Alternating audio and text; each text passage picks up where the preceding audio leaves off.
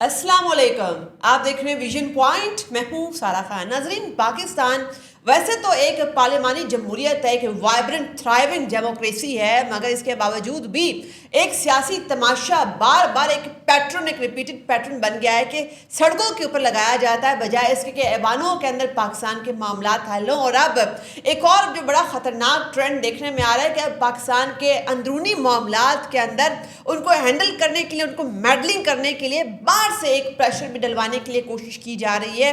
और कुछ क्यास राइयाँ ये भी की जा रही हैं कि जो कासिम और सुलेमान बानी पीटीआई के जो बच्चे हैं बाहर बैठ के जो एक कैंपेन कर रहे हैं बाकायदा, जिसमें पाकिस्तान के रियासती इदारों का भी बार बार जिक्र किया जा रहा है। ये तमाम कड़ियाँ वहीं से मिलती हैं, वहीं जाकर जुड़ती हैं कि किसी तरीके से पाकिस्तान को दबाव में लाया जाए, इंटरनल सिस्टम के साथ जो है उसको प्रेशराइज किया जाए। तो बहुत सारे सवालात ये हैं कि जैसे बार बार एक पैटर्न बन गया एहतजाजी सियासत का। 5 अगस्त जो कि कौमी सिग्निफिकेंस का दिन था, अब 14 अगस्त का एहतजाज भी अनाउंस हो चुका है। इसमें से निकलेगा क्या, और इन दिनों को पॉलिटिकली वेपनाइज करना किस हद तक मौलिक साबित हो सकता है हमारे सियासी ढांचे के लिए। और पाकिस्तानी सियासत इस वक्त एक दोराहे के ऊपर जो खड़ी हुई है, जिसके अंदर हम ये देखते हैं कि पाकिस्तान तहरीक इंसाफ जो है वो बार बार जो है पंच अबव इट्स वेट वो करने की कोशिश करती है।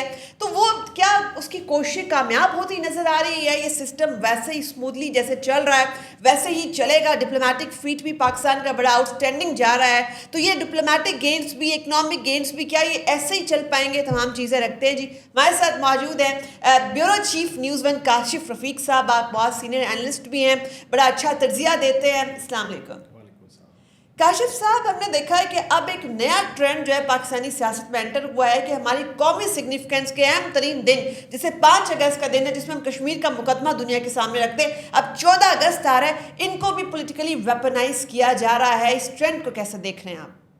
बहुत शुक्रिया। देखें, जिन सियासी जमातों के पास वर्कर्स की किल्लत होती है, जो सियासी जमातें ये समझती हैं कि खौफ है या उनका वर्कर उनके साथ इंटैक्ट नहीं है और वो वर्कर को साथ लेके नहीं चल पा रहे हैं, और बिलखसूस तहरीक इंसाफ जिन्होंने 9 मई किया, जिन्होंने 26 नवंबर किया, अब वो ये समझते हैं कि उनके जो वर्कर्स हैं उनके ऊपर मुकदमात हैं, सज़ाओं का सामना है, चीज़ें हैं। अब कौन सा वर्कर, कौन अपने बाल बच्चों को छोड़ के इनके लिए आए, नारा लगाए और उसके बाद वो पकड़ा जाए, फिर पुरसाने हाल हो जाए और उसको कानूनी जो असिस्टेंस भी ना मिले और वो फिर मुकदमात का सामना करे। तो उन्होंने ये सोचा होगा कि चलें 5 अगस्त की तो इसलिए कि जी 5 अगस्त को बानी जेल में गए तो हम इस वजह से हम सेलिब्रेट कर रहे हैं। 14 अगस्त 5 अगस्त की तो चले सम हाउ लॉजिक समझ आती है, लेकिन 14 अगस्त इसलिए कि उनको पता है कि पूरी कौम जश्न मना रही होगी। और इस दफ़ा का 14 अगस्त चूँकि एक स्पेशल है, हमने इंडिया को डिफीट की हुई है और हम चाहते हैं कि इसको खुल के बनाया जाए। और उस 14 अगस्त के सिनेरियो में जब आप कोई एजिटेशन का काम बात करते हैं तो इसका एक ही वजह है कि एक बहुत बड़ा मॉब होगा, लोग होंगे, वो जश्न आज़ादी जो है वो मना रहे होंगे और उसी दौरान इनके चंद लोग निकलेंगे और वो बानीकी की तस्वीर या तहरीक इंसाफ के झंडे वो निकालेंगे और वहाँ पे वो नाराबाजी होगी और वही एक छोटा सा क्लिप होगा और पीछे एक पब्लिक का वो वाइड फ्रेम होगा और सोशल मीडिया पे ये दिखा रहे होंगे कि 14 अगस्त जो है वो जनाब बानी की आज़ादी के लिए पता नहीं जोग दर जोग लोग निकल आए और चीज़ें निकल आई। ये सिर्फ इस पर्सपेक्टिव में जो सारा ये सारा काम हो रहा है। अदरवाइज़ मैं समझता हूँ कि ये कोई लॉजिक नहीं है।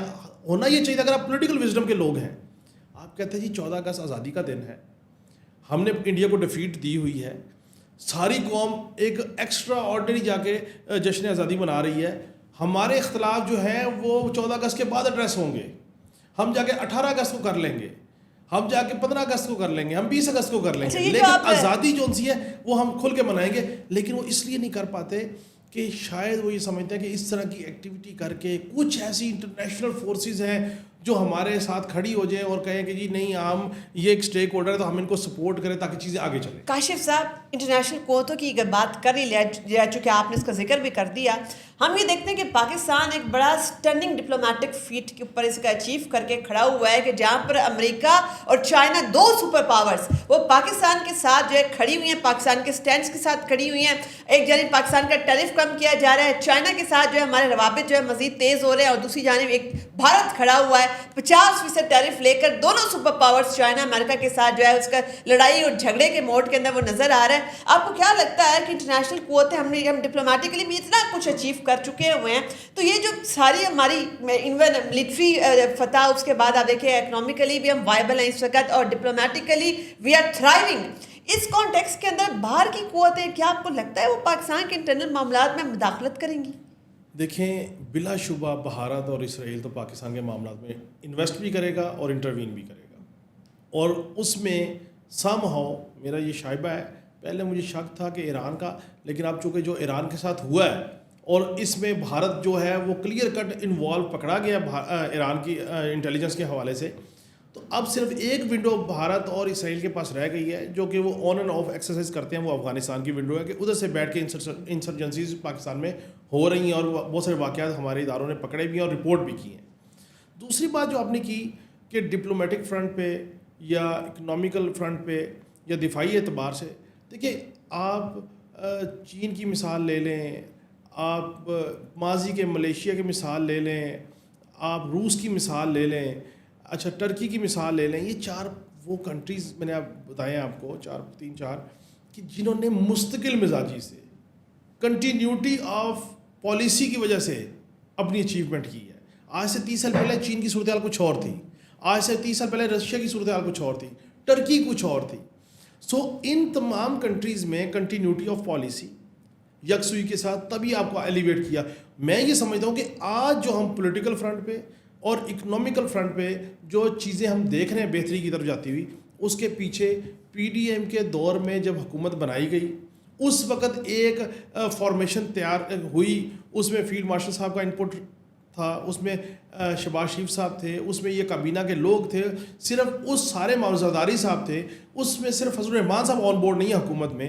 تو یہ وہ ایک اس وقت بیٹھ کے ایک چارٹ آؤٹ کر لیا گیا تھا پلان, اس پلان کو گریجولی آگے لے کے جایا جا رہا ہے, اور اس پلان کے روکنے میں رکھنا ڈالنے میں ایک ہی جماعت ہے جس نے نہ امریکہ میں IMF کے خلاف کے آفس کے باہر مظاہرہ کیا, خطوط لکھے, انٹرنیشنلی کوشش کی, وہ PTI ہے کہ جی آپ ان کے ساتھ نہ جائیں, آپ ان کو قرضے نہ دیں, آپ ان کو چیزیں نہ کریں. میں یہ سمجھتا ہوں کہ آپ نے سیاست پاکستان کے لیے کرنی ہے, آپ پاکستان کے وزیر اعظم رہ چکے ہیں, دوبارہ بھی اگر آپ کے اوپر آپ باہر آتے ہیں ڈیل یا ڈھیل کے ذریعے تو آپ نے پاکستان کے وزیر اعظم بننا ہے, مگر ایک فرد واحد آگے نکل گیا نہیں بنا. کاشف صاحب, ایک فرد واحد جو ہے نا وہ اس وقت ریاست کے اوپر جو ہے وہ پریویل کر رہا ہے, ایسا لگتا ہے کہ وہ اس سے آگے اس کی اہمیت نکل گئی ہے کچھ لوگوں کی نظر میں.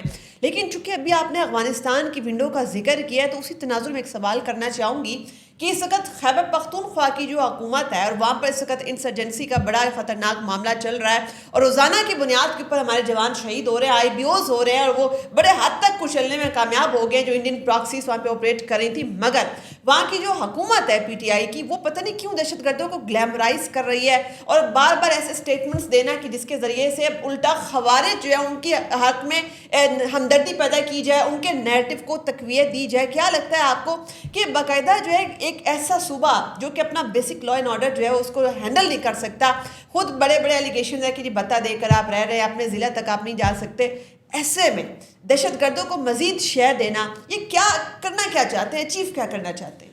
دیکھیں مسئلہ یہ ہے کہ کانفلکٹ کریٹ کروا کے رکھنا, اس کی وجہ صرف یہ ہے کہ آپ ہمارے ساتھ ڈیل کی ٹیبل پہ آ جائیں, ہم آپ کو اپنی سپورٹ دینے کو تیار ہیں, آپ کے ساتھ چلنے کو تیار ہیں, آپ کی بات ماننے کو تیار ہیں, لیکن بدلے میں بتائیں ہمیں کیا دیں گے. یہ پولیٹیکل موٹیوز ہیں. ان پولیٹیکل موٹیوز کو اچیو کرنے کے لیے وہ ٹربل میکنگ کر رہے ہیں, اور ادارے جو ہیں وہ اپنے جوانوں کا خون سے وہ ٹربل شوٹنگ پوری کر رہے ہیں. دیکھیں جو بھی ایک سپاہی ہو یا ایک آفیسر ہو, جو بھی شخص مادر وطن کی حفاظت کے لیے شہید ہو رہا ہے, وہ کسی کا بیٹا ہے, کسی کا باپ ہے, کسی کا بھائی ہے, کسی کا خامند ہے, ان بچوں کے بارے میں بھی تو سوچیں ان کی زندگی کیسے گزرے. اور یہ پاکستانی شہید ہو رہے ہیں, اور پاکستانی شہید ہو رہے ہیں, اور ان کو جو سہولت کار ہے. میں اس لیے کہتا ہوں کہ آپ اگر جہاں پہ آپ خوارج کو مار رہے ہیں نا, ان کے سہولت کاروں کو زیادہ ماریں, کیونکہ سہولت کار پاکستان کے اندر سے پرووائڈ ہو رہے ہیں.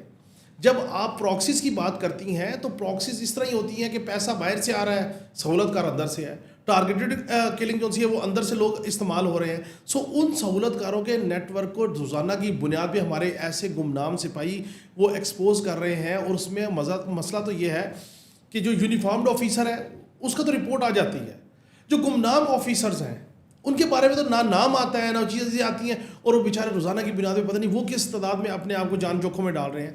لیکن جو خیبر پختونخوا کا مسئلہ یہاں پہ صرف ہے اپنی سیاسی دوام دینے کا، اپنی سیاسی جاگیر کو برقرار رکھنے کا. علی امین گنڈا پور صاحب سمجھتے ہیں کہ پارٹی میں چلاؤں گا، مجھے آپ دے دیں، عمران خان صرف اس کی تصویر بیچوں یا اس کا کام چلاؤں. ان کی خواہش یہ ہے، وہ پارٹی کے اندر رفٹ لگی ہوئی ہے کون کتنا وفادار ہے. آج کی ڈیٹ تک علی امین گنڈا پور صاحب کی قبولیت بھی ہے اور مقبولیت بھی ہے، وکٹ کے دونوں طرف وہ کھیل رہے ہیں. اس سے پہلے تو اور شخصیات تھی جن کے بارے میں کہتا تھا کہ ان کی قبولیت اور مقبولیت دونوں ہیں، وہ شبلی فراز اور عمر ایوب ہیں. وہ چونکہ ان کو سزائیں ہو گئیں، ان کی قبولیت جو ہے وہ ختم ہو گئی. مقبولیت بھلے رکھتے رہے سیاسی جماعت میں، اور پاکستان میں سیاسی جماعتوں کی مقبولیت جو آپ کہیں نا کہ نریٹو، دیکھیں یہ ساری سوشل میڈیا کی نریٹو ہے. 5 اگست کو ہم نے دیکھا کتنے لوگ نکلے ہیں، یہ تو بلکہ کہا جا رہا ہے اور اس کے بعد سوشل میڈیا دیکھیں تو ایسا لگتا ہے جیسے آدھا پاکستان نکل آیا. سوشل میڈیا کے اوپر دیکھ کے آپ جو ہے وہ نیریٹو نہیں بنا سکتے. گراؤنڈ ریالٹی آپ نے دیکھنی کیا ہے. تو گراؤنڈ ریالٹی کے اوپر پھر آ جاتے ہیں. کاشف صاحب یہ بتائیے، کیونکہ خیبر پختونخوا کو ڈسکس اگر کر رہے ہیں، 17 ماہ کے اندر تقریباً 12 احتجاجی دھرنے، اور اس دوران جو ہے پوری کی پوری جو ہے وہ پروونشل گورنمنٹ کی مشینری کو یوٹیلائز کرتے ہوئے سب کچھ ایٹ اسٹیل میٹ. تو کیا حکومتیں جو ہیں وہ احتجاجی دھرنوں کے لیے اقتدار میں آتی ہیں؟ دیکھیں احتجاجی دھرنوں کے لیے بالکل اقتدار میں نہیں آتی، لیکن مسئلہ یہ کہ سیاست میں جو رواداری تھی، جو افہام و تفہیم تھا، جو استدلال کی بات تھی، جو بیٹھ کے ٹیبل پہ راستہ نکالنے کی بات تھی، وہ روش ختم ہو گئی سیاستدانوں میں. مطلب آپ نے NFC کرنا ہے تو آپ کو چاہیے. میں تو شدید ناقد ہوں اس بات کا کہ آپ دیکھیں کہ اتنا بڑا ظلم، کسی کا بیٹا، کسی کا بھائی، کسی کا منظور نظر. KPK میں سینٹ کے الیکشن ہوئے، سارے اکٹھے ہو گئے. کیا علی امین گنڈا پور سے اختلاف ہے جی؟ فضل الرحمان صاحب کے سارے ایک ہی ضلع کے ہیں، پہلے ایک دوسرے کی شکل دیکھنا نہیں چاہتے تھے، اور پھر بیٹے اور بھائی کے لیے جناب آپ اکٹھے ہو گئے. اور عوام کی بات آئے گی، امن کی بات آئے گی تو ہم APC میں شرکت نہیں کریں گے.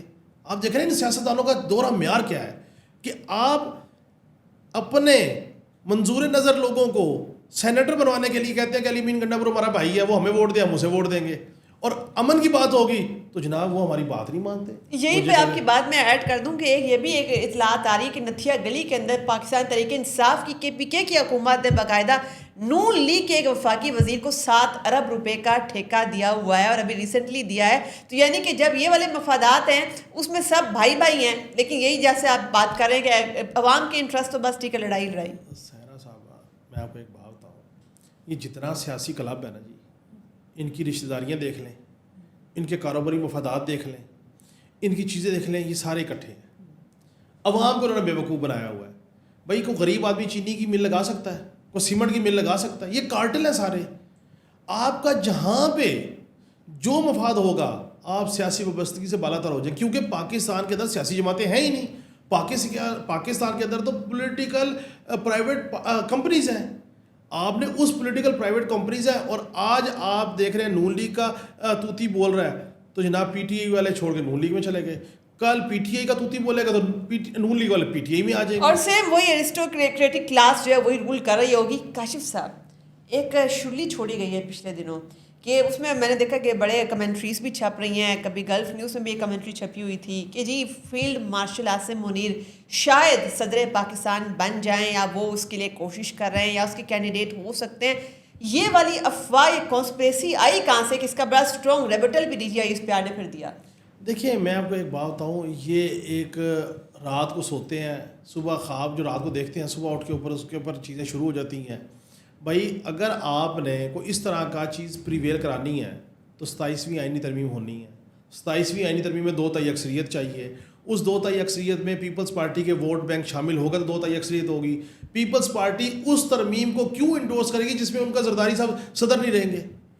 مطلب آپ سوچیں کہ کسی کو یہ نہیں پتا کہ یہ سارا کام ہوگا کیسے. بیسک آپ کے پاس لوکل گورنمنٹ کا ڈھانچہ بھی نہیں ہے. پھر اچھا اب آپ کو یہ بھی نہیں پتا کہ یار یہ 27ویں آئینی ترمیم میں کیا ہوگا، کیسے ہوگا. پھر آپ اس کو سوچتے بھی نہیں ہیں، آپ اٹھ کے ایک کانسپریسی شروع کر دیتے ہیں. صرف اس کی وجہ یہ ہے کہ فیلڈ مارشل صاحب کا جو اسٹیچر پاکستان انڈیا کے کانفلکٹ پہ اوپر گیا، ہم اس کو ڈریگ کر کے پولیٹیکل میدان میں لے کے آئیں اور کریکٹر اسیسینیشن کریں. آپ لوگوں کو یہ سمجھ نہیں آ رہی کہ آپ اپنے سپہ سالار کو کنٹروورشل کریں گے تو انڈیا تو پہلے چاہتا کہ یہ کنٹروورسیز کریٹ ہوں.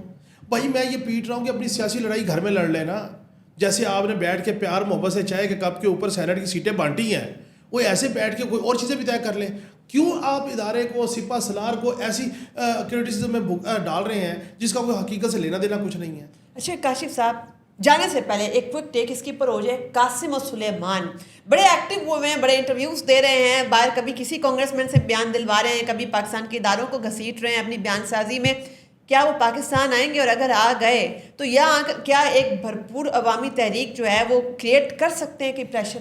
اچھا میں آپ کو بتاؤں, اس میں نا سب سے بڑی چاندی ہوئی ہے ہمارے پاکستان کے ان جرنلسٹوں کی جنہوں نے کروڑوں ڈالر لیے پی ٹی آئی سے کہ ہم جی عمران خان کے لیے لابنگ کر رہے ہیں امریکہ میں, اس کو بلا رہے ہیں, اس کو بلا رہے ہیں, ٹرمپ آئے گا, فون کال کرے گا, اڈیالہ جیل کی دروازے کھل جائیں گے, ساری سیاسی قیادت جائے گی, ہار ڈالے گی اور جا کے کہے گی سر یہ آپ کی پی ایم کی کرسی آ جائیں.